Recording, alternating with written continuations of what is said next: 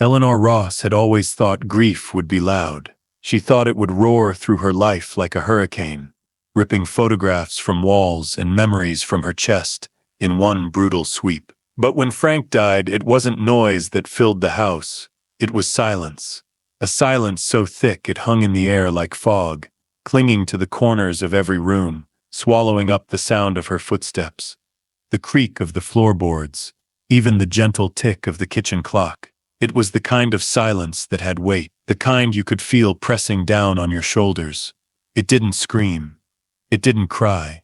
It just sat there, watching, waiting. They had been married for 47 years, nearly half a century of shared glances, whispered jokes, quiet dinners, and morning coffee routines that were sacred in their predictability. Frank had passed away in the same way he'd lived, with gentle dignity. One quiet night, with no warning, no drama, no pain, he simply drifted away in his sleep. Eleanor had found him in the morning, still lying in bed, looking as if he might wake up any second and grumble about how late it was. She didn't scream. She didn't cry right away. She just sat there, watching his chest not rise, watching his lips stay still. The man who used to whistle while making toast was now just gone. The days blurred. Time lost its grip. One morning bled into the next, and Eleanor moved through them like a ghost inside her own home. She cooked for one. The TV stayed off, because Frank always chose the programs. His recliner, still indented with the shape of his body, remained untouched. She couldn't bring herself to sit in it. That chair wasn't just furniture. It was his presence carved into leather. Every object in the house had a memory attached to it, and each one jabbed at her like a needle. His old slippers by the door, the half-read mystery novel on the nightstand, the grocery list he'd scribbled the day before he died. Bananas, milk, bread, and that jam you like, Elle. She stared at that list for hours one afternoon, gripping it so tightly the paper tore. But she didn't throw it away. Even the birds outside the window seemed quieter, as if they too were mourning. She'd sit in the living room for hours just watching the trees sway in the wind. No music, no phone calls, no movement. The only sound was the occasional creak of the house, old wood settling, as if it also missed Frank. Her daughter Melissa called every day. She'd answer, always with the same dull voice. Melissa tried to help. She offered to stay the week, suggested grief counseling, invited her over. But Eleanor refused. She wasn't ready for the world yet. The world had kept spinning when her world had stopped. That felt like betrayal. Then, after 3 weeks, Melissa brought up the dog idea. Just visit the shelter, she said one evening over the phone. I know how you feel about pets, but it might help with the loneliness. Eleanor scoffed. Frank had never wanted a dog. He used to joke that dogs were too needy. They follow you around, always looking at you like you owe them something, he'd say, smiling. We've got each other, Elle. That's all we need. Getting a dog now, when he was gone, felt like spitting on his memory. I'm fine, she told her daughter. I don't need a dog. But fine wasn't the right word. Fine was a word you used when you didn't want to talk. Fine was a lie you told people so they'd stop asking. The truth was, she was unraveling. Slowly, quietly, she started talking to Frank. Not out loud, just in her head. Imagining what he'd say if he saw her sitting in the same spot all day. How he'd tease her for wearing his old sweater every morning, even though it smelled more like dust than him now. She held on to these invisible conversations like lifelines. One morning, she caught herself setting 2 mugs out for coffee. She stared at them, blinking, as if expecting the second one to vanish. But it didn't. It sat there, mocking her. Later that week, a neighbor knocked on the door with a casserole dish. Eleanor smiled politely, accepted it, and said thank you. But after she closed the door, she leaned against it and wept. That night, the dreams started, vivid ones. She'd see Frank standing in the hallway, or sitting in the garden, smiling at her. But when she reached for him, he would fade away. Every time, and every morning she woke up more hollow than the last. She needed something, anything, a reason to get out of bed. It was Melissa who finally wore her down. Just go, she pleaded over the phone. You don't have to adopt, just see the dogs. That's all. Eleanor agreed, not because she wanted to, but because she didn't have the strength to argue anymore. She told herself she'd go to prove a point, that there was nothing there for her, that no wagging tail could fill the shape of the man she'd lost. The shelter smelled like bleach and fur. It was noisy. Barking echoed off the tile walls, high-pitched and frantic. She winced at the sound, her eyes scanning the cages as she walked past. Some dogs jumped against the bars. Others yipped excitedly, tails thudding against the metal. None of them moved her. They were too alive, too desperate. Then she saw him. A small mutt, maybe 6 or 7 years old, with brown eyes that didn't sparkle. He was curled in the corner of his kennel, head resting on his paws, unmoving. His fur was short, patchy in places. Not cute, not ugly, just quiet. He didn't bark, didn't look up, just breathed slowly, his eyes half-lidded like he'd given up on being noticed. What about that one? She asked the volunteer. The woman glanced over. Toby? He's been here a while. Doesn't really engage with people. We're not sure what his story is. Might have been abandoned. He's sweet though, just withdrawn. Eleanor stared at him. Something about the way he avoided her gaze struck her. Like he knew loss, too. She didn't remember saying yes. Not really. It just happened. One moment, she was staring at a stranger through metal bars. The next, she was signing papers. When they brought him out to her, he walked slowly, tail low, ears drooped. No excitement, no fear, just acceptance. They were two strangers in one house, connected by silence. The car ride home was quiet. Toby sat in the back seat, not looking out the window, not whining, just existing. When they got to the house, he sniffed around half-heartedly, before settling by the front door. He didn't follow her from room to room, didn't jump on the furniture. He just found a spot and stayed there. Eleanor fed him, then sat in her usual chair and watched him. You're just here to make my daughter feel better, she muttered. He didn't react. That night, she left the bedroom door open, just in case. Toby stayed by the door, curled up like a shadow. Not close, not far, just there. The silence persisted, but now it wasn't absolute. There was the soft sound of paws against wood, the occasional jingle of his collar, a sigh every now and then. Eleanor didn't speak to him. Not really. He was furniture, a presence, a duty, but not company. Not yet. Still, something had shifted. One morning she found him staring at her, not with expectation, but with something unreadable, as if he saw something she didn't. She shook her head. Don't look at me like that. But he didn't stop, and deep down, where her grief still pulsed like a bruise, something told her this wasn't just about comfort. There was more to Toby than met the eye, and in the weeks to come, she'd find out just how right she was. If you've made it this far, thank you. Eleanor's journey is just beginning, and trust us, what happens next will leave you breathless. Like, comment and subscribe, so you don't miss what this quiet little dog does next. You won't believe it. Eleanor didn't expect the silence to change, but it did. Not in grand sweeping ways. It was subtle, like how she noticed the sound of Toby's nails clicking softly across the kitchen floor, or the way he exhaled through his nose while curling into himself like a comma. Still, she told herself he wasn't really company. He was here for Melissa, a way to make her daughter stop worrying, a prop to keep up appearances.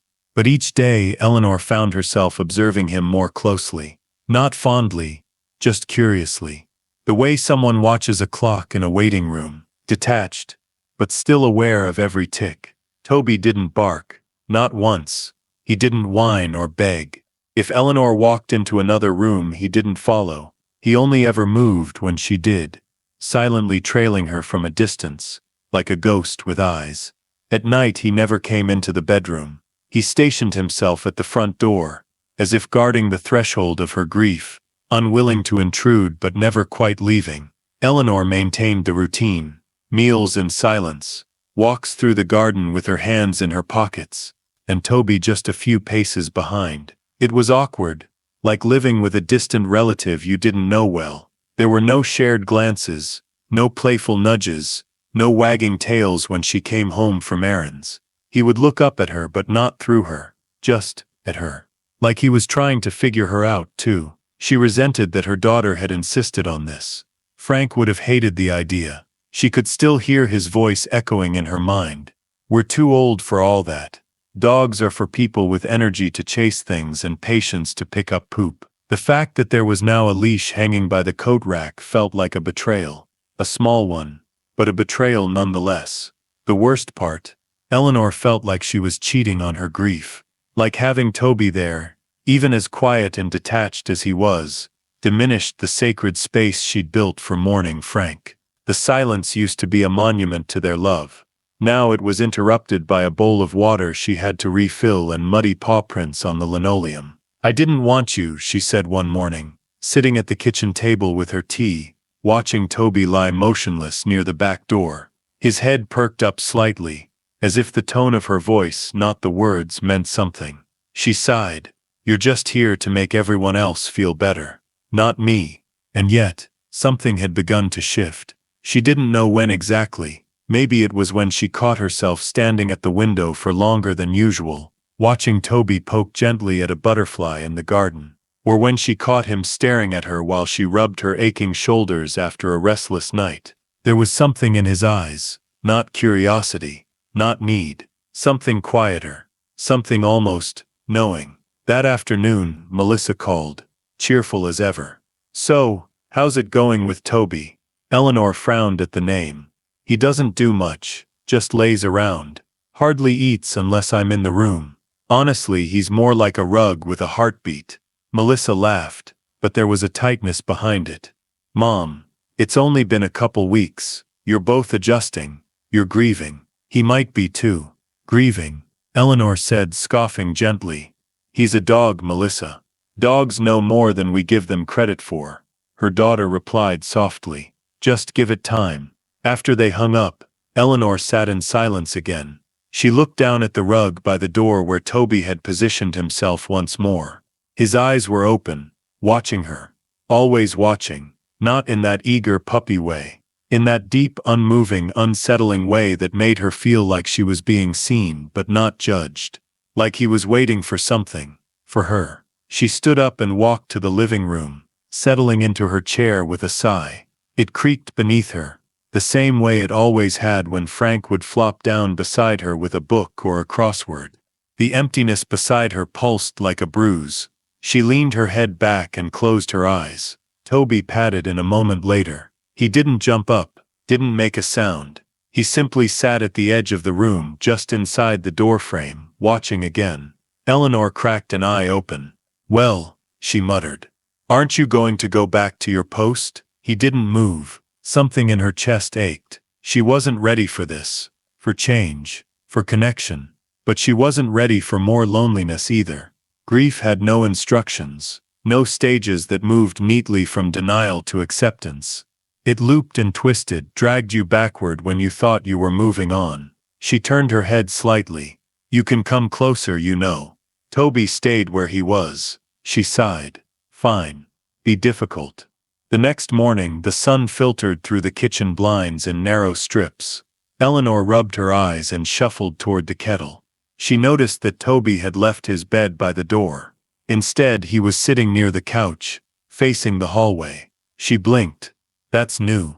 He didn't move until she finished her tea and sat on the couch. Then, slowly, carefully, he approached, not to her but beside her. Still watching, still silent. He sat on the floor, pressing just slightly against the edge of the couch, his head tilted upward. His eyes locked on her left side. Eleanor frowned, shifting uncomfortably. What is it? Toby tilted his head the other way. You hungry? No reaction. She reached for the remote, flicking on the TV for the first time in weeks. The sound was jarring. She flipped through channels, not really watching, just trying to fill the air with something other than her own heartbeat. Toby stayed still. Later, when she laid down for her usual nap, something strange happened. As she curled on her side, Toby jumped up onto the couch. Not in a frantic way. He moved with purpose, with careful intent. He nudged her ribs gently, but repeatedly. She groaned. "What are you doing?" He nudged again. She pushed him off. "Down, Toby." He sat on the floor, staring up at her. His eyes were dark but alert, concerned, and she shivered. That night she had another dream. Frank was in it again, but this time he wasn't distant. He was close, sitting beside her, his hand on her shoulder. "You're not alone, Elle," he said, voice low like always. "You think you are, but you're not." She turned to him, tears streaming down her face. "I don't know how to live without you." "You don't have to," he said. "But you do have to live." When she woke up, Toby was sitting at the foot of the bed, just staring. Eleanor wiped her face with the sleeve of Frank's sweater. "You're starting to creep me out," she muttered. But she wasn't afraid. Not really. In fact, for the first time in weeks, she didn't feel entirely hollow. There was something in the silence now, something breathing. The next morning, Toby refused to eat. She held out his bowl. He turned his head away. Instead, he sat next to her again, pressing gently against her side with his body. And for the first time, Eleanor noticed a faint ache, just beneath her ribs, like a bruise she hadn't noticed before. She rubbed the spot absent-mindedly. "It's just tension," she told herself. "Grief gets stored in the body, right? Isn't that what people say?" But a whisper of doubt crept in. The way Toby kept nudging that spot. The way he seemed more alert, more intense. Every time she touched it. It wasn't just coincidence, was it? That evening, she sat on the couch, lost in thought. The television played quietly in the background. A commercial came on, bright, with upbeat music. A woman spoke with urgency.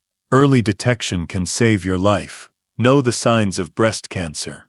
At the words, Toby leapt up, barking, a sharp singular sound that pierced the room like a siren. Eleanor gasped. He barked again, this time at the TV, then spun around to face her, barking once more before placing both front paws on her lap. She froze. Her hand moved, almost without thinking, to the exact spot he always nudged. The ache was there again, dull, persistent. Goosebumps broke out across her skin. She stared at Toby, who had stopped barking now, simply watching her with those unblinking eyes. Her voice was barely above a whisper. "What are you trying to tell me?" She booked the appointment the next morning, not because she truly believed it, but because something inside her couldn't ignore the feeling anymore. Because maybe, just maybe, this strange quiet dog wasn't just a prop for loneliness. Maybe he saw something she didn't. And as she sat in the waiting room, paper gown crinkling against her back, she thought of Frank. She thought of how he would have teased her gently about letting a dog boss her around. Then she thought about how Toby had started this, not with noise but with unwavering attention. When the doctor came in with a furrowed brow and a clipboard in his hands, Eleanor knew. There was something there, a small mass, aggressive, but early, caught just in time. She didn't cry. Not then. Not even later, when she drove home in silence, her hands gripping the steering wheel like a lifeline. She didn't cry. When she walked through the front door and saw Toby sitting there, tail twitching softly, ears up, she knelt down, slowly, painfully, and reached for him. This time, he came without hesitation. She wrapped her arms around him, buried her face in his fur, and whispered, "Thank you." And for the first time since Frank died, the silence didn't feel empty. It felt sacred. It felt full. And if you're still here, listening to Eleanor's story, we want you to know, it's only just beginning. What Toby does next will not only heal a broken heart, but save a life in more ways than one. If this touched you, even just a little, please like this video, leave us a comment to let us know what you're feeling, and subscribe so you don't miss part 3 of this emotional journey. Trust us, you'll want to see how it unfolds. Eleanor didn't sleep that night. Not really. She lay in bed, eyes open in the dark, her hand resting on the left side of her chest. The same place Toby had been nudging, the same place the doctors said they caught the tumor just in time. She wasn't afraid exactly. Not yet. She was something else. Raw, wrecked, wide open. like the dam inside her that had been holding back everything. Grief, confusion, guilt had finally cracked, and now she was just trying not to drown. The only sound in the house was Toby's soft breathing from the floor beside her. He didn't move, didn't make a sound. He was just there, as always, silent, steady, and somehow exactly where she needed him to be. By morning, Eleanor had made up her mind. She would stop pretending he didn't matter. She didn't know why he had reacted to that commercial, or why he had fixated on her left side. Maybe it was a fluke, maybe not, but something in her gut, something deeper than reason, told her it was real, that Toby had saved her life, that this dog, this quiet, brown-eyed shadow in her home, had seen something in her that no one else had, not even she had. When she opened her eyes that morning, he was still there, his head resting on his front paws, watching her. She whispered, "Good boy." It was the first time she'd said anything kind to him. His ears twitched, and his eyes blinked once, slowly, like he understood. She moved through the day differently. The weight of her diagnosis loomed in the background. Yes, but it wasn't the same heaviness she'd felt since Frank died. This was different. This wasn't the absence of life. It was the threat of it. And somehow, strangely, that threat gave her purpose again. She had something to fight, something to survive. And Toby, he had gone from being an intruder in her grief to being her guardian in the storm. She started talking to him more, not in full conversations but in snippets. "What do you think, Toby?" she'd ask while making tea. Or, "You're right. That chair is too close to the window," while she rearranged the living room. She caught herself doing it without thinking, like how she used to talk to Frank in the kitchen while he read the paper. It helped. A week later, the first of the real changes began. She moved Toby's bed from the front door to beside the couch, and he didn't protest. He settled into the new spot like it had always been his. She even set out a small blanket, an old one from Frank's armchair. It smelled like dust and forgotten days, but somehow Toby made it feel new again. The walks became longer. She didn't just stand on the porch anymore, while Toby sniffed the grass. She walked the full perimeter of the garden, touched the rose bushes Frank used to prune every Sunday, even whispered to the tomatoes she'd neglected all season. And Toby walked beside her, not pulling on the leash, not racing ahead, just matching her pace, quiet and patient. Eleanor found herself breathing easier, but that didn't mean everything was fine. Far from it. The doctors had referred her to a specialist. There would be scans, consultations, decisions about surgery. The kind of decisions she never thought she'd face alone. Except, she wasn't really alone. 2 weeks after the diagnosis, Eleanor had her first real breakdown. It started like any other day. She fed Toby, drank her tea, sat on the couch. But a letter arrived, thick and official-looking, from the oncology department. She opened it, read the words, and something inside her broke. Toby watched from his spot as she crumpled the letter and dropped her face into her hands. The sound that came out of her wasn't a sob. It was something deeper, guttural, the sound of fear clawing its way out of a hollow chest. "I can't do this," she whispered. "Frank, I can't." And that's when Toby moved. For the first time since arriving in her home, he jumped up onto the couch and pressed his body against her side, his warm, steady body grounding her like an anchor. He rested his head on her knee and didn't move. He didn't lick her tears or nuzzle her face. He just stayed, and that was enough. Later that night, she told Melissa everything. The diagnosis, the letter, the way Toby had warned her before anyone else. Melissa cried. "Oh, Mom, I didn't adopt him," Eleanor said quietly. "He adopted me." And somehow saying those words made it all real. This wasn't just a rescue dog. He was part of her life now. No, more than that. He was part of her survival. The days grew colder. Autumn crept in with its rust-colored leaves and early sunsets. Eleanor found herself settling into a rhythm again. But this time it wasn't born of grief. It was built on hope. Fragile, yes, but real. She scheduled the surgery. It would be in a few weeks. Toby would have to stay with Melissa for a couple of days. And the thought of that separation stirred something in her she hadn't expected. She'd miss him. Terribly. The night before he was supposed to leave, she sat on the floor with him, brushing his fur. He leaned into her touch more than usual. "I'm scared," she whispered. Toby lifted his head and rested it on her arm. I wish Frank were here. A long silence passed, the kind that used to hurt, but now felt sacred. I think he'd like you, she said. No, I know he would. She kissed Toby's head, and when he licked her hand for the first time since she brought him home, she let the tears come. The surgery went well. The doctors were optimistic. The tumor was aggressive, but they believed they'd caught it in time, thanks to the early detection. Thanks to Toby. The nurses were kind. Melissa stayed by her side, but it wasn't until she came home again that the true healing began. Toby ran to her like a child seeing their mother for the first time after school, not with wild excitement, but with deep quiet urgency, as if to say, "You're back. I kept the silence safe for you." Eleanor dropped to her knees, still weak, but strong enough to wrap her arms around him. She breathed in his scent, earthy, familiar, warm. It didn't smell like Frank.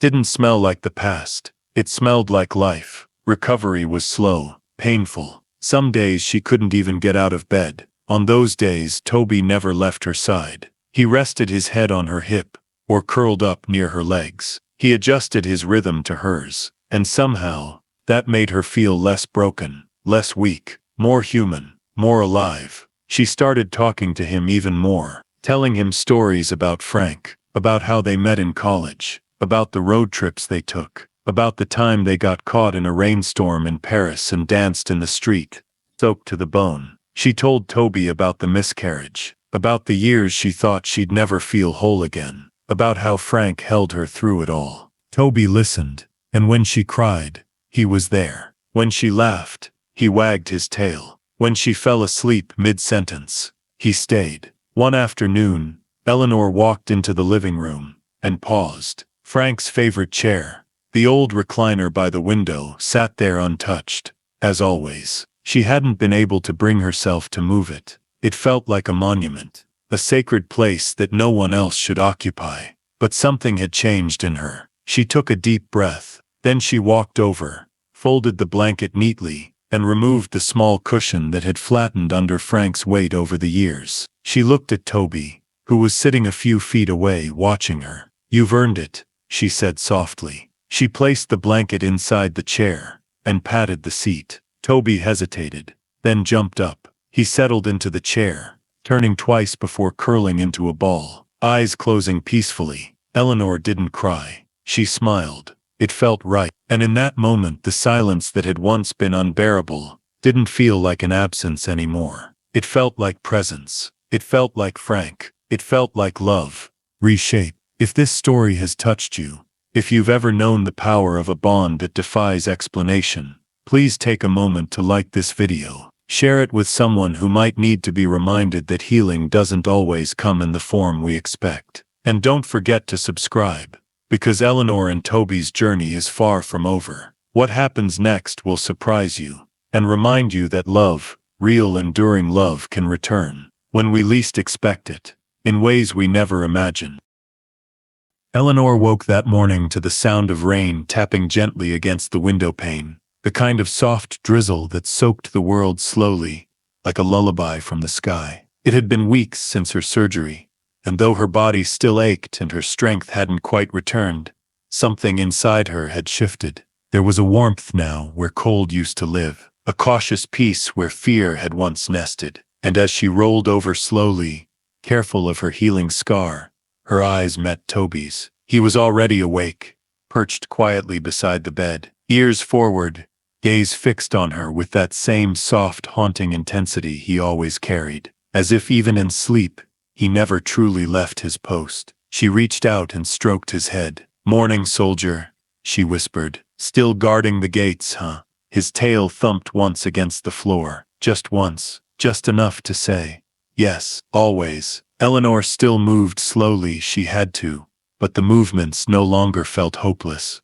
They had purpose now. She had someone waiting, someone watching, someone who had, against all logic, saved her life, and not by barking for help, or dragging her down the street to a hospital like the movies. No, Toby had saved her with his eyes, with his presence, with that quiet persistence that had whispered, "Something's wrong. Please listen." She often wondered now, how had he known? How had a creature who couldn't speak managed to say something that even she hadn't heard her own body screaming? It haunted her, in a beautiful way. The day began like most others since her return home. Tea first, pain pills second. A slow walk around the garden with Toby keeping pace beside her. The roses were long past bloom now, their petals fallen, their stalks brittle in the autumn chill. But still she walked, still he followed, still the rhythm of their steps grounded her, made her feel tethered. That afternoon, as the rain continued its gentle hum, Eleanor sat on the couch with a book she couldn't focus on.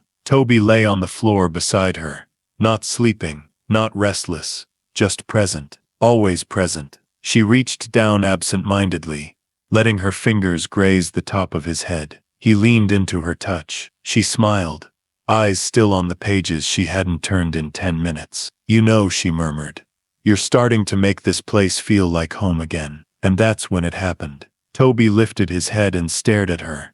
Not just looked, but stared. And not like he was hearing a noise outside, or waiting for dinner. His eyes locked onto her left side. That same spot, the same side he had nudged before the diagnosis. Only this time, there was no nudging, no pawing, just watching. It sent a shiver through her. Eleanor shifted slightly, adjusting the sweater she wore, rubbing at her ribs. The ache was gone, or at least mostly gone. But Toby's stare was not. She tried to laugh it off. "Don't worry, sweetheart. The bad thing's gone.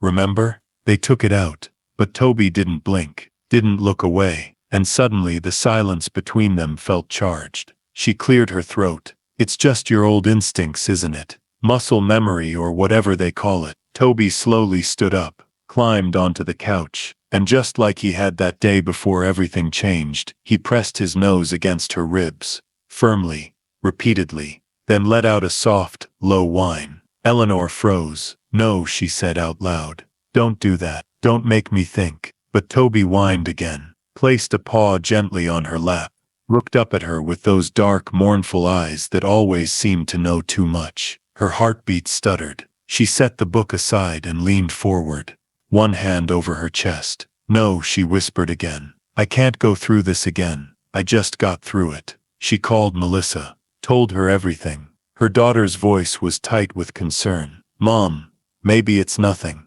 Maybe he's just being protective. But what if it's not?" Eleanor said, staring down at Toby, who now refused to leave her side even when she got up to walk. "What if he's right again?" They went to the doctor the next day. Eleanor insisted on every test, every scan, every blood draw available. She didn't care if she looked paranoid. She didn't care if it cost more than she wanted to admit. She trusted Toby more than she trusted her own instincts now. When the results came back, the doctor was careful with his words. "There's no tumor," he said. "Not now, but there are some irregularities. A few things we're going to keep an eye on. It's good you came in." Eleanor didn't cry. She nodded, thanked him, and drove home with the windows cracked, and Toby's leash wound tight in her hand.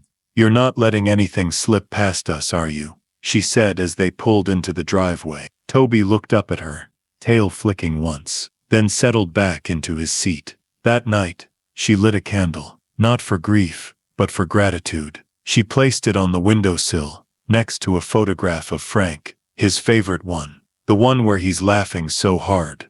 His eyes are nearly closed. She stood there with Toby sitting at her feet, the flickering light casting soft shadows around the room. "I don't know what you are," she whispered to him, "but you're more than just a dog. I know that now." She started journaling the next day. Just small entries, things she noticed, things Toby did, subtle changes in behavior, small signs. Not because she expected something bad, but because she never wanted to miss the signs again. She owed him that much. She owed herself that much. One afternoon, Toby started standing by the kitchen door every time she made tea. Not just once, not a coincidence. Every single time. He'd position himself exactly 2 feet away from her left side, facing her. Eyes steady. She tried switching hands, tried changing rooms. It didn't matter. Wherever she went, Toby watched her left side. And the ache had returned. Insistent. Eleanor didn't hesitate this time. She called the oncologist.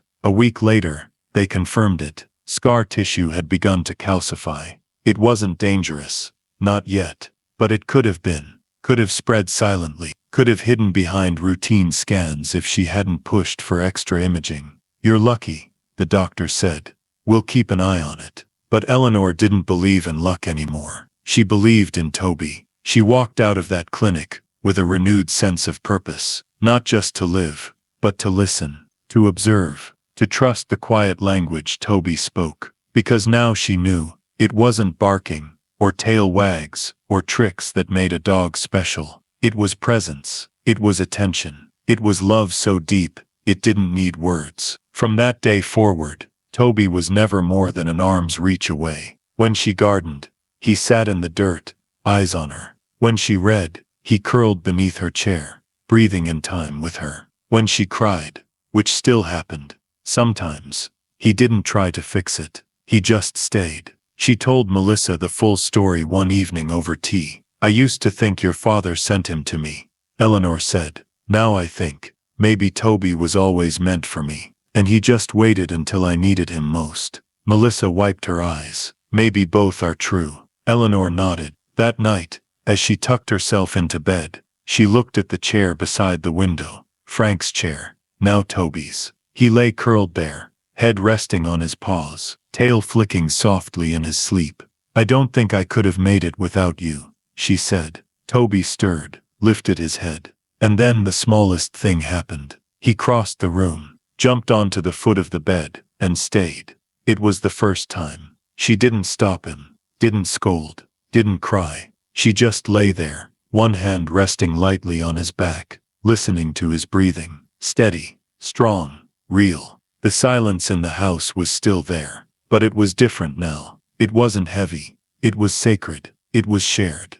And if you've been following Eleanor's story, you know this isn't just about a dog. This is about how love finds a way back to us. Sometimes through paw prints, sometimes through whispers, and sometimes through the quiet eyes of a soul that just knows when something's wrong. If this story has touched your heart, please like this video, leave a comment below, share your own stories of the animals who've changed your life, and don't forget to subscribe, because what happens next will remind you that some miracles walk on four legs and never stop watching over us.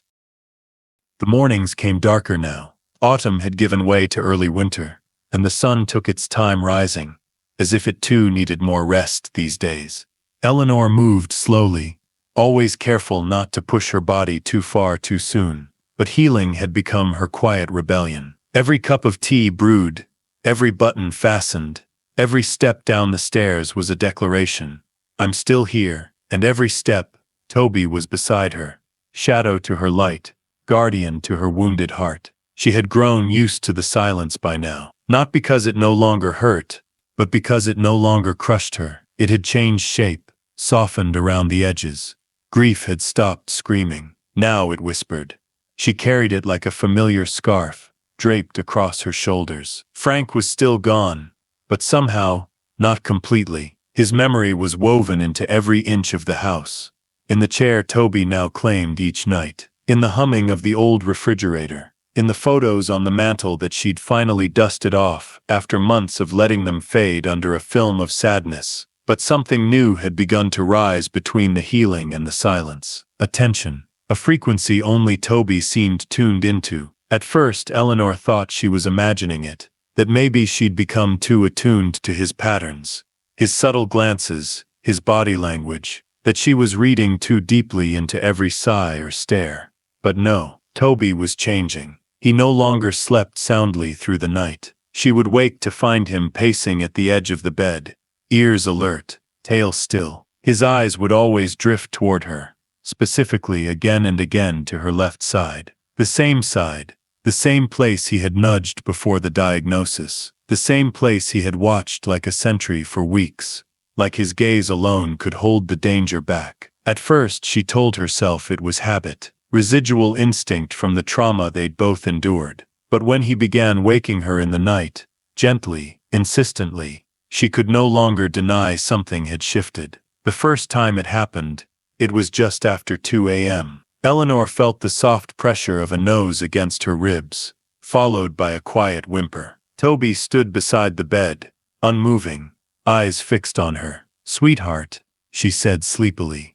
"I'm fine, I promise." But he didn't move. She sat up slowly, groaning as the muscles along her side protested. "What is it?" Toby stepped closer, nudged her again, then sat down beside the bed, and let out a long, low whine, so soft it barely made a sound. Eleanor didn't sleep the rest of that night. The next morning Toby refused his food. He sat near her chair during breakfast, but wouldn't touch the bowl she placed beside him. His eyes never left her. They followed her from kitchen to couch to bathroom and back again. Not like a clingy pet, not like a dog begging for attention, like a guard watching for something she couldn't see. She called the vet later that week, worried about his appetite. The vet ran tests, checked his vitals, inspected his teeth and gums. "He's perfectly healthy," the woman said. "Sometimes dogs just pick up on things. Emotional energy, hormonal changes, illness. They notice what we don't." That last part chilled her. They notice what we don't. That night, Toby lay by her feet as she read a book. She wasn't really reading. Her eyes scanned the pages, but her mind was elsewhere, stuck in the strange unease that had begun to grow like frost along the edges of her healing. She looked down at him. "What is it, boy?" Toby didn't react, just blinked slowly, and pressed his body closer to her legs. She leaned forward, touched the spot along her ribs where he always nudged. There was no pain, but there was something. She couldn't name it. A tension, a knowing. Like her body remembered something her mind had buried. The following nights grew more restless. Toby woke her again and again, always at the same time, always with the same gentle urgency. He no longer whimpered. He barked once, sharp and jarring, then sat down beside her, staring with eyes that refused to be ignored. Eleanor tried to dismiss it. She told herself she was overreacting, that Toby was just anxious, that maybe the weather,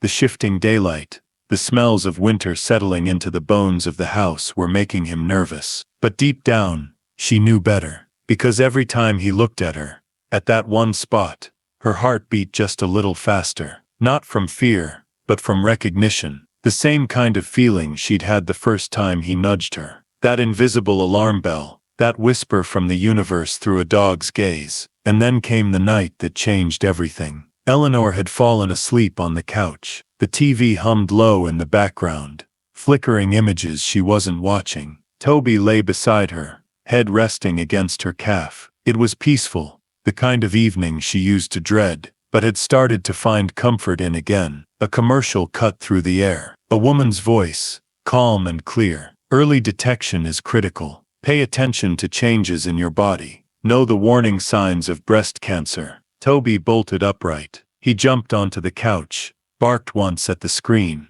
then spun around and barked directly at Eleanor. Loud, sharp, urgent. She froze. He barked again, pawing at her chest with enough force to knock the book from her lap. "Toby," she gasped, "what's gotten into you?" But he didn't stop. He barked once more, then whined and pressed his head against her ribs. Not a gentle nudge, a forceful press. He looked at her like he was begging her to understand. And she did. Right then, she understood. The next day she called her doctor. More scans, more poking, more waiting, then confirmation. The doctors were cautious with their words. Non-committal, clinical, residual tissue, possibly precancerous. "We caught it very early, and we'll monitor it closely." But Eleanor only heard one thing. Toby was right. Again. Twice now. He had seen what no one else could. Twice he had saved her before the threat became real. She sat in the clinic parking lot for over an hour after the appointment. Toby sat in the passenger seat, watching her silently, his paw resting on the center console. "You're not a dog," she whispered, voice trembling. "You're a miracle." That evening, she poured herself a glass of wine, the first in nearly a year. She lit a candle and put on the jazz records Frank used to love. Then she sat on the floor, curled into the rug with Toby lying beside her, and told him everything. About Frank, about the dreams she still had, about the fear she still carried like a splinter in her soul, and how he, this quiet brown-eyed being, had brought her back from the edge. Not once, but twice. She pressed her forehead to his. I don't know how much time I have left, but however long it is, it'll be because of you. Toby closed his eyes, breathed slowly, peacefully, and she let herself cry, softly this time, not from pain, but from gratitude. The next morning she began writing letters, to Melissa, to old friends, even one to Frank. She wanted to leave words behind, just in case, not because she was giving up, but because she had finally accepted that life was fragile, and that perhaps, true strength wasn't in avoiding pain, but in preparing for it, and living fully anyway. She also began journaling every detail about Toby, every behavior shift, every stare, every whimper. She logged it like data, not because she wanted to control it, but because she honored it. His instincts had become her compass. Toby's behavior intensified over the following weeks. He followed her from room to room now, not lazily, but attentively. If she spent too long in one place, he'd bark. If she sat down, he'd sit at her feet, pawing gently at her knee, until she acknowledged him. It wasn't annoying. It was terrifying, because each time her body felt just a little off. She didn't tell Melissa everything, not yet, just enough to assure her that she was okay, that she was being watched over. And every time Toby pressed his head to her side, she whispered, I know, I'm listening. Dear listener, if you've stayed with Eleanor this far, you know this is more than a story about a pet. It's a testament to what love looks like when it doesn't need words. It's about grief that transforms, survival that surprises us, and how sometimes the angels we need arrive with paws instead of wings. If this part of Eleanor's journey has stirred something in you, please take a moment to like this video. Your engagement helps us share these powerful stories with the world. Leave a comment, tell us about the animals who've saved you, and don't forget to subscribe, because what happens next is something no one, especially Eleanor, could have predicted. The days had grown colder now. Frost clung to the windows each morning like delicate lace, and the trees in the backyard stood bare, their branches reaching into the sky like old hands. Eleanor had always loved this time of year, even before Frank passed. How the world seemed to quiet itself, how the cold sharpened the air and made you pay attention. But this winter felt different, not darker, just more awake. Like the silence wasn't emptiness anymore, but potential, a waiting, a pause before something important. And Toby was more alert than ever. He barely slept now. Every sound made his ears twitch. He flinched at commercials, barked at nothing, and paced the hallway late into the night. Not frantic, focused. His energy wasn't nervous. It was purposeful, like he was watching for something, waiting for something. At first, Eleanor tried to soothe him. She stroked his fur, spoke softly, even left lights on in the hallway so he wouldn't feel alone. But nothing helped. Toby was always in motion now, until he wasn't. When he stopped, it was only to sit in front of her, his eyes fixed on her chest, his head tilted, as if trying to listen to something inside her she couldn't hear. He had stopped eating again. That scared her. More than the dreams, more than the appointments, more than the faint ache that had returned under her ribs. Because Toby only stopped eating when he was trying to tell her something. She'd taken him to the vet. Again, and again. The results were clean. He's healthy, the vet said. But clearly he's sensing something. And I've seen this before. Dogs who detect seizures, tumors, even emotional distress. It's not magic. It's scent, behavior, energy. Trust him. That last part rang in her ears for days. Trust him. She did. Of course she did. Toby had already saved her twice, but the problem was, this time, there were no answers. The scans came back normal. The follow-ups showed nothing alarming. The doctors were optimistic. Her numbers were stable, but Toby was acting like something was very, very wrong. And Eleanor? She'd learned to listen to him more than anyone else. One afternoon, she made tea and sat down on the couch, fatigue heavy in her bones. Toby climbed up beside her. Something he did now, without waiting for permission, and planted himself with his body pressed tightly against her left side. Not gently, with pressure. As if trying to stop something, she took a deep breath and closed her eyes. She wanted to believe it was all fine, that maybe he was just anxious. that maybe his behavior was a reflection of her tension. But then, once again, it happened. The television, still humming quietly in the background, cut to a commercial. Eleanor wasn't paying attention until she heard it. The calm, clear voice of a woman saying, "Know the early signs of breast cancer. Don't wait. Early detection saves lives." Eleanor opened her eyes. Toby had already leapt to his feet. He barked, once, loud and sharp. Then he turned to face the television, barked again, spun around, and faced her. He stood completely still, eyes locked on her, then stepped forward and pressed both front paws against her chest. Not roughly, not playfully, deliberately. Eleanor gasped, her hand flying to her chest. "Toby," but he didn't stop. He barked again, once, and stared directly into her eyes. And in that instant, time slowed. Something inside her shifted. It was déjà vu. The commercial. The bark. The pressure on her ribs.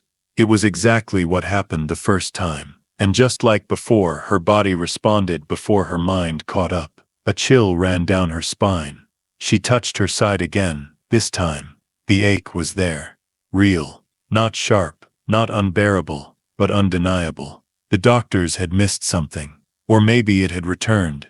Or maybe it had never really left. Toby knew. She could see it in his eyes. The following days were a whirlwind. She booked the appointments, insisted on a biopsy, demanded further scans. Her doctor hesitated, tried to reassure her, but Eleanor was unrelenting. "My dog says something's wrong," she told him flatly, "and he hasn't been wrong yet." They humored her.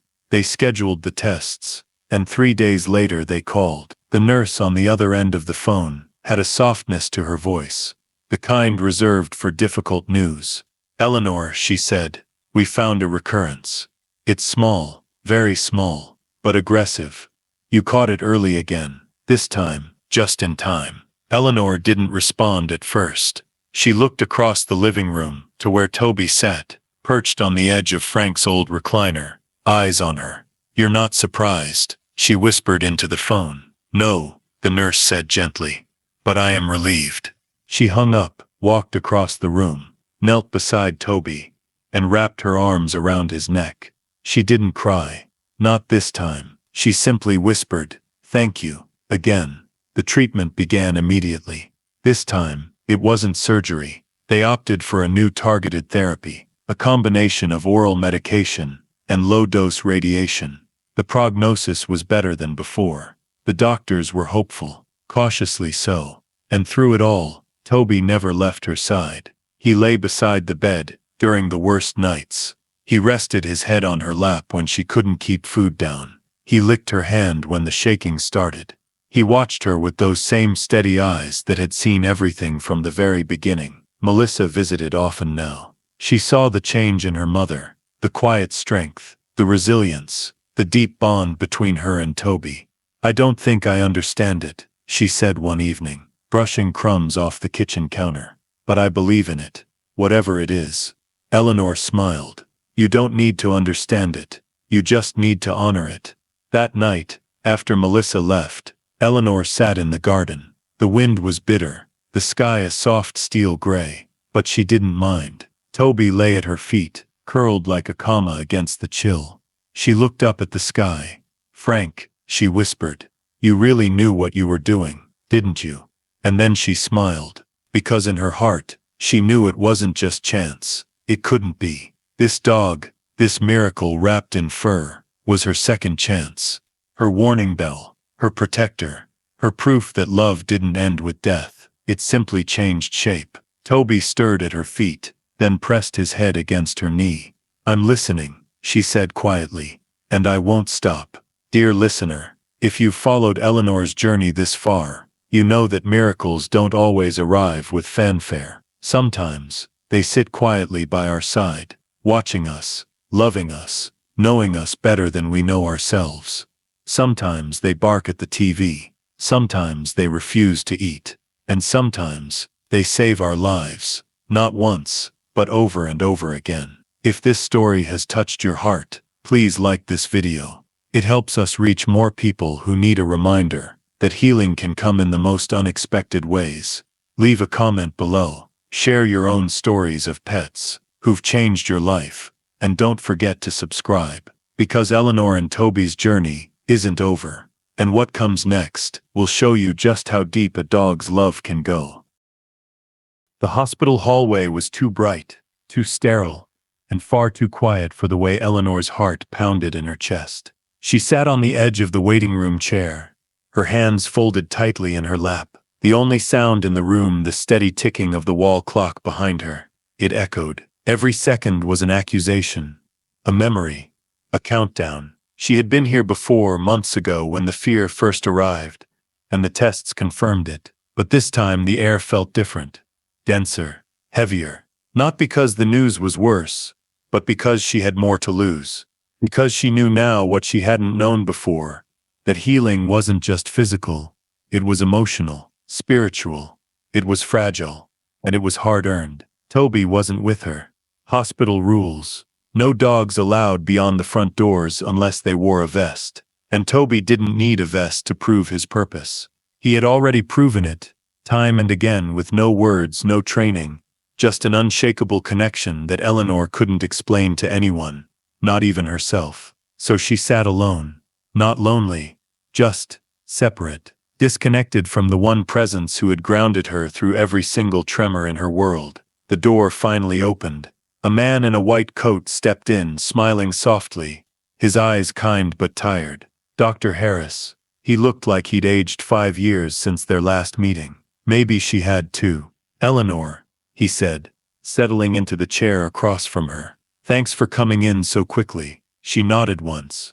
Of course. I trust Toby more than I trust lab results. The doctor chuckled at that, but not dismissively.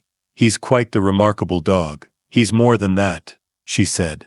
He's my second chance. He folded his hands on the clipboard, the creases in his brow deepening. We reviewed everything, he said. Scans, blood work, tissue samples. The good news is that it's early. Very early. It hasn't spread. The margins are small. And because of your history and how quickly you responded, we have every reason to believe this round will be manageable. Eleanor's chest rose and fell slowly. And the bad news. Dr. Harris hesitated. It's aggressive, faster growing than last time. We'll need to begin treatment immediately. No waiting this time. No chances. She nodded. She didn't cry. She didn't flinch. This was her third battle now. And the difference between the first and this one. This time she wasn't scared. Not in the same way. She had Toby. And somehow that made her brave. I'm ready, she said. The doctor smiled gently. We'll fight this, Eleanor. And I think your dog already won the first half of the battle for you. When she got home, Toby was waiting by the door. Not jumping, not barking, just waiting. He walked up to her and leaned his body against her legs, gently guiding her to sit. Then he placed his paw on her knee and stared up at her. She stroked his head. You were right. Again, she whispered. They found something, but it's early. You caught it early. Toby blinked once. Slowly. She leaned forward, resting her forehead against his.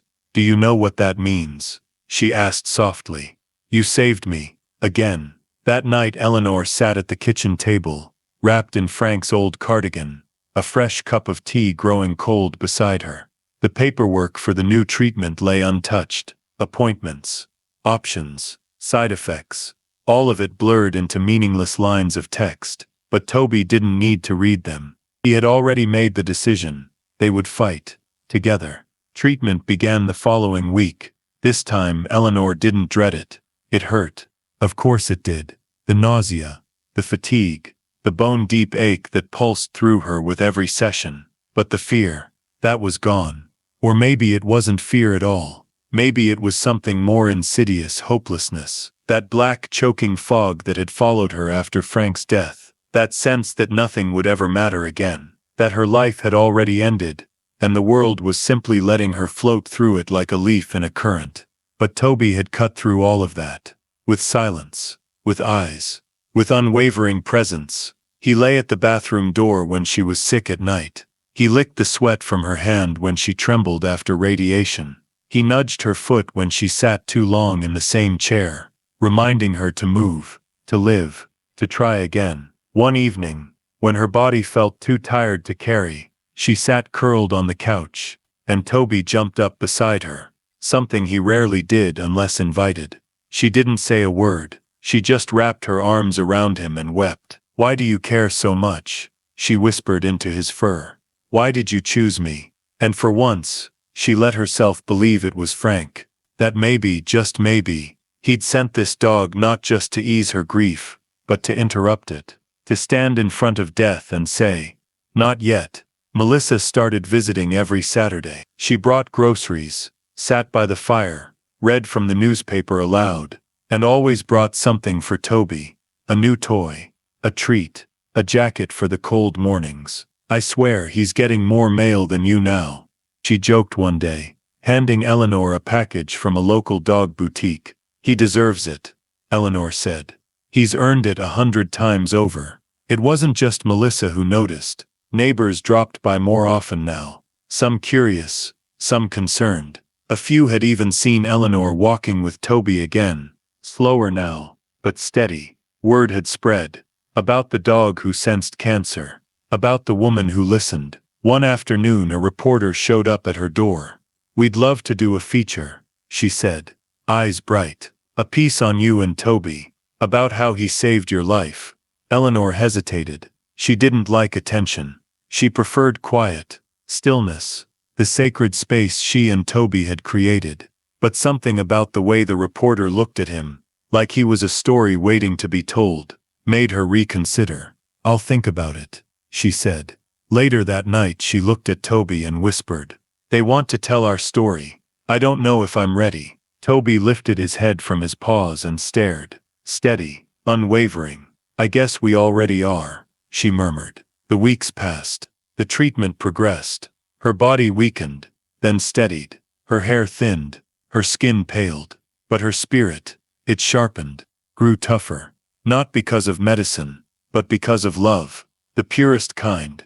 The quiet, unconditional, fur-covered kind. One night, while watching the fire burn low in the hearth, Eleanor turned to Toby and said, "I'm not afraid anymore. Isn't that strange?"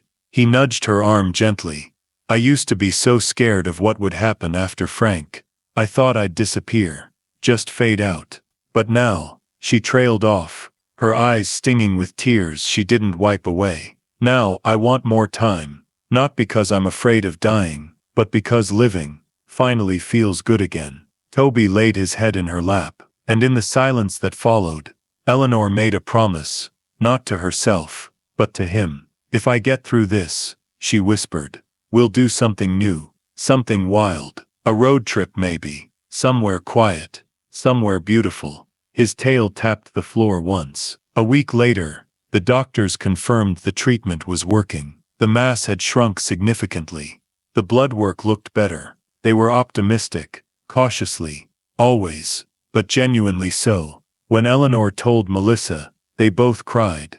When she told Toby, he simply rested his head against her chest, right where the pain used to live, and let out the deepest sigh she'd ever heard from him. A sigh of relief, a sigh of peace. Dear listener, if you've followed Eleanor and Toby's journey this far, you know this is not just a story about illness. It's about the quiet ways love saves us, the unseen threads that tie us to one another, the miracles that don't come with flashing lights or music swells, but with steady paws and knowing eyes. If this chapter touched your heart, please like this video. Your support helps us reach more people who need these stories. Leave a comment, tell us how you've been changed by the animals in your life, and subscribe to stay with us, because the journey isn't over yet. And what happens next will remind you that healing doesn't end with survival, it begins there. The hardest part about healing, Eleanor discovered, wasn't the pain. It was the quiet that followed it. Not the oppressive kind she'd known right after Frank died, when silence settled like a thick fog over every part of her life. This new quiet was thinner, softer, but just as intimidating, because it asked a simple question: now what? The treatments had gone better than expected. The latest scans showed no signs of new growth. The doctors used words like hopeful, encouraging, even remission. But none of those words carried weight for Eleanor the way Toby's behavior did. He was calm again. Still watchful, but in a different way. Not tense, not haunted. His eyes had softened. He started eating more regularly, sleeping through the night, even chasing squirrels half-heartedly in the backyard like a dog who finally had permission to just be a dog. It was Toby who told her, in his way, that things were truly getting better. Eleanor felt it too, though at first she didn't trust the feeling. She woke each morning expecting the dull ache to return, expecting Toby's bark or paw or warning stare. But day after day, it didn't come. Instead, she woke to sunlight filtering through the curtains and the soft rhythm of Toby's breath at the foot of her bed. Sometimes he snored, just a little. She never thought she'd find that sound comforting. Her body was still recovering, her stamina low, her bones sore, but her spirit had begun to rise. She could feel it in small ways, in how she started humming again while making tea, in how she let herself linger in the garden a little longer, even when the air was cold, in how she caught herself talking aloud to Toby more often, not out of desperation but habit, like he was a friend who'd always been there. Healing's a strange thing, she told him one afternoon as they walked slowly down the sidewalk. It creeps up on you. You don't notice it happening. And then one day you realize you're not holding your breath anymore. Toby glanced up at her, tongue hanging lazily from his mouth. Don't get smug, she laughed. You're still sleeping in Frank's chair. He wagged his tail. That chair, once a shrine, then a symbol of grief, now a resting place for something alive, felt different now. It no longer reminded her of what she'd lost, but of what she'd gained. It had become a bridge, a soft, unspoken connection between the life she had with Frank and the life she was building with Toby. Melissa came by that weekend and noticed the change immediately. Her mother's skin had color again. Her voice was lighter. There were fewer pills on the table, more flowers in the vases. But most of all, there was Eleanor herself, present, alert, even playful. You're really back, Melissa said, wrapping her arms around her. I missed you, Mom. Eleanor squeezed her tightly. I missed me too. They sat in the living room, sipping tea while Toby lay sprawled at their feet. Eleanor told her about the walks she'd started taking again, the old piano she'd begun dusting off, and even her wild plan to take Toby on a road trip once spring came. Melissa raised her eyebrows. A road trip? Don't look at me like that, Eleanor said. It's not going to be cross-country, just a little getaway, someplace quiet, by the water. Frank always wanted to go back to the lake house up north. We never did. Melissa's eyes softened. He'd love that, and Toby would too. They talked late into the night, long after the fire burned down to glowing embers. When Melissa left, Eleanor stood at the door with Toby at her side, watching her daughter's car disappear down the street. We're still here, she whispered. We made it. But healing wasn't just physical or emotional. It was relational. It was spiritual. And in the quiet days that followed, Eleanor began to rebuild the small rituals that had once anchored her. She started writing letters again, not the ones to say goodbye, but ones to say thank you. One to Melissa, one to Dr. Harris, one to herself, and one most of all to Toby. It wasn't poetic. It wasn't dramatic. It was simple. You gave me more time, and I promise not to waste a second of it. She read it to him one morning on the porch, the letter resting in her lap as he sat at her feet. He blinked slowly. I mean it, she said. No more hiding in this house. No more shrinking. That afternoon they went to the park. It wasn't a grand adventure, just a short drive and a short walk, but it felt monumental. The trees were bare, but the sun was warm. The lake shimmered like glass. Toby trotted beside her, tail wagging as if he knew exactly how far she'd come to get there.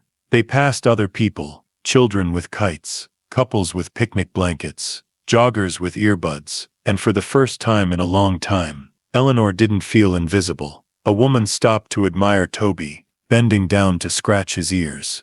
He's beautiful, she said. He looks like he's been through a lot. Eleanor smiled, her eyes glistening. He has. And he brought me through it too. She didn't share the whole story, not then. But she saw the curiosity in the woman's eyes, the way she glanced at Toby like maybe she could sense something extraordinary behind the brown fur and quiet gaze. Back at home, Eleanor printed out her scans, the before and after, and tucked them into a drawer. Not because she needed proof. She had Toby for that. But because one day she might want to look back and remember that miracles had timestamps too. That some battles left visible scars, and others were fought quietly, by four-legged soldiers who never asked for medals. Just a warm place to rest and someone to love. Her garden bloomed early that spring. It started with the daffodils, then the crocuses, then the roses she thought she'd forgotten how to tend. She dug her hands into the soil, felt the earth beneath her fingers, and let it ground her.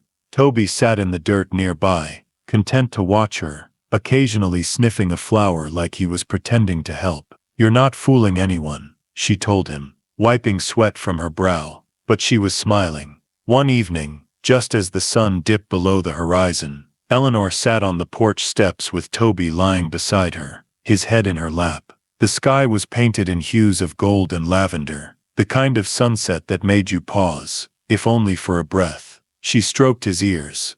"You know, I thought I was saving you when I brought you home. I thought you were just a way to get Melissa off my back, a warm body to fill the silence." Toby blinked. "But it was you who saved me. You who filled something I didn't even know was empty." She took a deep breath. "Frank would have loved you. He would have hated how much room you take up on his chair. But he'd have come around." She laughed, tears slipping down her cheeks. "Thank you, Toby," she whispered.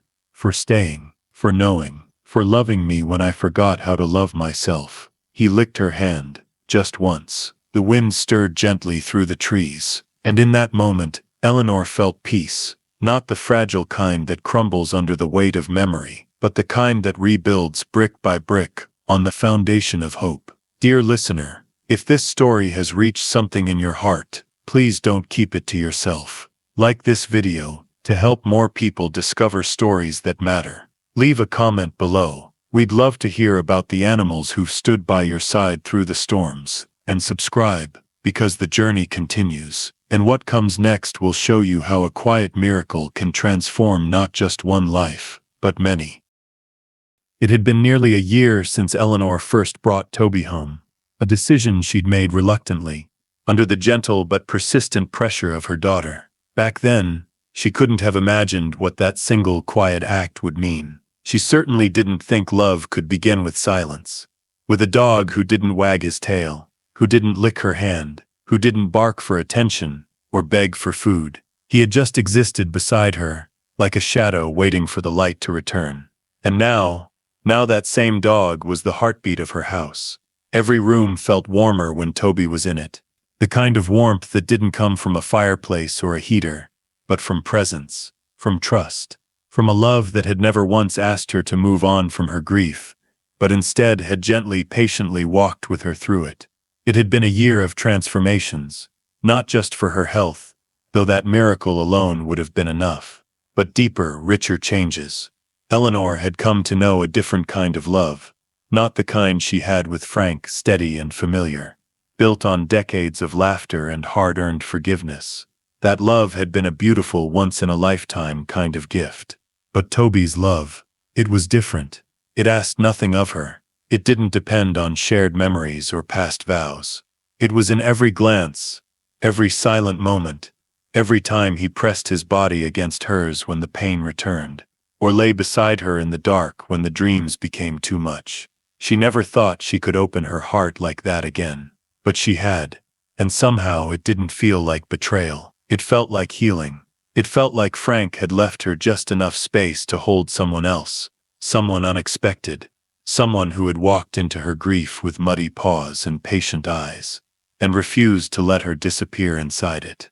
That morning, Eleanor stood at the kitchen sink, drying a cup with the soft towel Frank used to keep over his shoulder whenever he cooked. She'd refused to wash it for the longest time after he passed, terrified of losing his scent.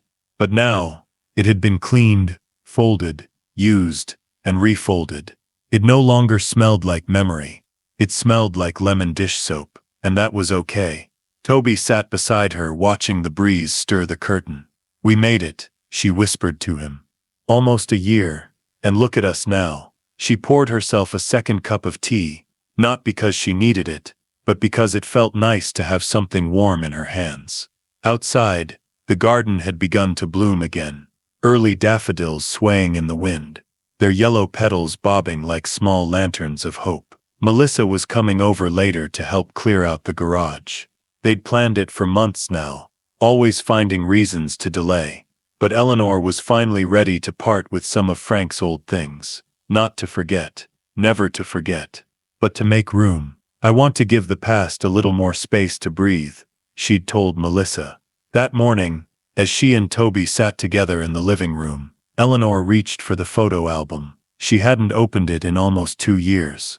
Dust clouded up as she lifted the cover. She wiped it gently with her sleeve and turned the first page.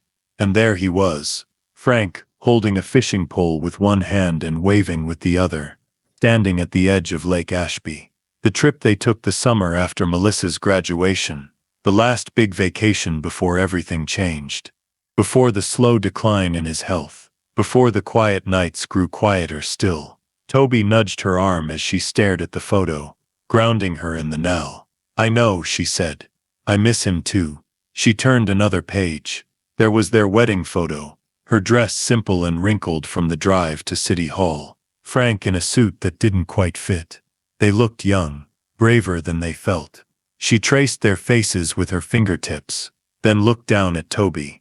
You would have loved him. He wasn't a dog person, but you would have changed that. Toby's ears perked up, as if hearing something in her tone. He was stubborn, thought dogs belonged in yards, not houses. He used to say they drooled too much, but I think he was afraid of needing anything. She closed the album and leaned back, just like I was.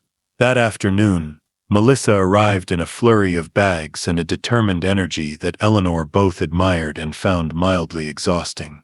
Okay, her daughter said, hands on hips. We're doing this. The garage awaits. Toby followed them both as they opened the creaky door and stepped into the musty dimness of the garage. Dust motes danced in the shafts of light pouring through the small window. Boxes lined the shelves. Tools hung on the walls. It was a shrine to another life. Melissa started pulling things down, sorting them into piles. Keep, donate, discard. Eleanor stood frozen for a moment, hand resting on the handle of Frank's old toolbox. He was always in here, she said quietly, fiddling with things, fixing things that didn't need fixing. Toby brushed against her leg. He couldn't fix his own heart though, she added. I think he knew it was giving out long before we did. Melissa paused, her arms full of old extension cords. You okay, Mom? Eleanor nodded. I think I am. They worked in silence for the next hour, clearing decades of life. Every now and then, Eleanor found something that made her stop. A baseball glove, a rusty lantern, a faded map of Lake Ashby.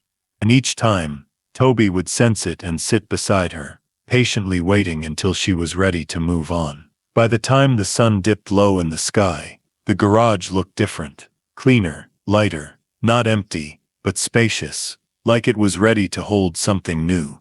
Melissa hugged her mother tightly. You did good today. Eleanor smiled. We did. Toby wagged his tail, as if taking credit, and they both laughed. That evening, Eleanor lit a candle in the living room, and placed it next to Frank's photo. She didn't say anything. She didn't need to. Toby curled up on the rug near the fireplace, his breathing deep and even. She sat beside him, cross-legged, and ran her fingers through his fur. You found me when I was lost, she said. You stood by me when I was broken, and you reminded me that love doesn't end, it just changes shape. She leaned down and kissed the top of his head. You're my heart now, the peace I thought I'd never get back. A pause, and I want people to know. She reached for her notebook and began to write, not just for herself, but for the world. For anyone who had ever loved and lost. For anyone who had ever doubted that healing was possible. For anyone who needed to believe in second chances. She titled it, The Dog I Adopted After Losing My Husband Saved Me Too. Because that was the truth, and the truth was worth sharing. Dear listener, if this part of Eleanor's journey has spoken to something in you, if it's reminded you that grief is not the end of love, and that sometimes the ones who save us walk on 4 legs, please take a moment to like this video. It helps more people find their way to stories that matter. Leave a comment. Tell us about the animals who've changed you, the quiet miracles who stood by your side. And don't forget to subscribe, because the final chapter of Eleanor and Toby's story is coming, and you won't want to miss the quiet miracle that waits at the end. The hospital hallway was too bright, too sterile, and far too quiet for the way Eleanor's heart pounded in her chest. She sat on the edge of the waiting room chair, her hands folded tightly in her lap, the only sound in the room the steady ticking of the wall clock behind her. It echoed. Every second was an accusation, a memory, a countdown. She had been here before months ago, when the fear first arrived and the tests confirmed it. But this time, the air felt different, denser, heavier. Not because the news was worse, but because she had more to lose. Because she knew now what she hadn't known before. That healing wasn't just physical, it was emotional, spiritual. It was fragile, and it was hard-earned. Toby wasn't with her. Hospital rules. No dogs allowed beyond the front doors, unless they wore a vest. And Toby didn't need a vest to prove his purpose. He had already proven it, time and again, with no words, no training, just an unshakable connection that Eleanor couldn't explain to anyone, not even herself. So she sat alone, not lonely, just separate, disconnected from the one presence who had grounded her through every single tremor in her world. The door finally opened. A man in a white coat stepped in, smiling softly, his eyes kind but tired. Dr. Harris. He looked like he'd aged 5 years since their last meeting. Maybe she had too. Eleanor, he said, settling into the chair across from her. Thanks for coming in so quickly. She nodded once. Of course. I trust Toby more than I trust lab results. The doctor chuckled at that, but not dismissively. He's quite the remarkable dog. He's more than that, she said. He's my second chance. He folded his hands on the clipboard, the creases in his brow deepening. We reviewed everything, he said. Scans, blood work, tissue samples. The good news is that it's early, very early. It hasn't spread. The margins are small, and because of your history and how quickly you responded, we have every reason to believe this round will be manageable. Eleanor's chest rose and fell slowly. And the bad news? Dr. Harris hesitated. It's aggressive, faster growing than last time. We'll need to begin treatment immediately. No waiting this time. No chances. She nodded. She didn't cry. She didn't flinch. This was her third battle now. And the difference between the first and this one. This time, she wasn't scared. Not in the same way. She had Toby, and somehow that made her brave. I'm ready, she said. The doctor smiled gently. We'll fight this, Eleanor. And I think your dog already won the first half of the battle for you. When she got home, Toby was waiting by the door. Not jumping, not barking, just waiting. He walked up to her and leaned his body against her legs, gently guiding her to sit. Then he placed his paw on her knee and stared up at her. She stroked his head. You were right. Again, she whispered. They found something, but it's early. You caught it early. Toby blinked once. Slowly, she leaned forward, resting her forehead against his. Do you know what that means? She asked softly. You saved me. Again. That night, Eleanor sat at the kitchen table, wrapped in Frank's old cardigan, a fresh cup of tea growing cold beside her. The paperwork for the new treatment lay untouched. Appointments, options, side effects, all of it blurred into meaningless lines of text. But Toby didn't need to read them. He had already made the decision. They would fight, together. Treatment began the following week. This time, Eleanor didn't dread it. It hurt, of course it did. The nausea, the fatigue, the bone-deep ache that pulsed through her with every session. But the fear, that was gone. Or maybe it wasn't fear at all. Maybe it was something more insidious, hopelessness. That black, choking fog that had followed her after Frank's death. That sense that nothing would ever matter again. That her life had already ended, and the world was simply letting her float through it like a leaf in a current. But Toby had cut through all of that. With silence, with eyes, with unwavering presence. He lay at the bathroom door when she was sick at night. He licked the sweat from her hand when she trembled after radiation. He nudged her foot when she sat too long in the same chair, reminding her to move, to live, to try again. One evening, when her body felt too tired to carry, she sat curled on the couch, and Toby jumped up beside her, something he rarely did unless invited. She didn't say a word. She just wrapped her arms around him and wept. "Why do you care so much?" she whispered into his fur. "Why did you choose me?" And for once, she let herself believe it was Frank. That maybe, just maybe, he'd sent this dog not just to ease her grief, but to interrupt it. To stand in front of death and say, "Not yet." Melissa started visiting every Saturday. She brought groceries, sat by the fire, read from the newspaper aloud, and always brought something for Toby. A new toy, a treat, a jacket for the cold mornings. "I swear, he's getting more mail than you now," she joked one day, handing Eleanor a package from a local dog boutique. "He deserves it," Eleanor said. "He's earned it 100 times over." It wasn't just Melissa who noticed. Neighbors dropped by more often now, some curious, some concerned. A few had even seen Eleanor walking with Toby again. Slower now, but steady. Word had spread. About the dog who sensed cancer. About the woman who listened. One afternoon, a reporter showed up at her door. "We'd love to do a feature," she said, eyes bright. "A piece on you and Toby. About how he saved your life." Eleanor hesitated. She didn't like attention. She preferred quiet, stillness, the sacred space she and Toby had created. But something about the way the reporter looked at him, like he was a story waiting to be told, made her reconsider. "I'll think about it," she said. Later that night, she looked at Toby and whispered, "They want to tell our story. I don't know if I'm ready." Toby lifted his head from his paws and stared, steady, unwavering. "I guess we already are," she murmured.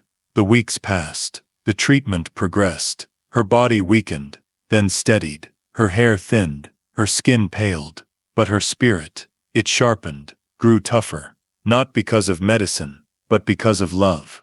The purest kind. The quiet, unconditional, fur-covered kind. One night, while watching the fire burn low in the hearth, Eleanor turned to Toby and said, "I'm not afraid anymore. Isn't that strange?" He nudged her arm gently. "I used to be so scared of what would happen after Frank. I thought I'd disappear, just fade out. But now," she trailed off, her eyes stinging with tears she didn't wipe away. "Now, I want more time. Not because I'm afraid of dying, but because living finally feels good again." Toby laid his head in her lap, and in the silence that followed, Eleanor made a promise, not to herself, but to him. "If I get through this," she whispered, "we'll do something new, something wild. A road trip, maybe, somewhere quiet, somewhere beautiful." His tail tapped the floor once. A week later, the doctors confirmed the treatment was working. The mass had shrunk significantly. The blood work looked better. They were optimistic cautiously, always, but genuinely so. When Eleanor told Melissa, they both cried. When she told Toby, he simply rested his head against her chest, right where the pain used to live, and let out the deepest sigh she'd ever heard from him. A sigh of relief, a sigh of peace. Dear listener, if you've followed Eleanor and Toby's journey this far, you know this is not just a story about illness. It's about the quiet ways love saves us, the unseen threads that tie us to one another, the miracles that don't come with flashing lights or music swells, but with steady paws and knowing eyes. If this chapter touched your heart, please like this video. Your support helps us reach more people who need these stories. Leave a comment, tell us how you've been changed by the animals in your life, and subscribe to stay with us. Because the journey isn't over yet, and what happens next will remind you that healing doesn't end with survival, it begins there.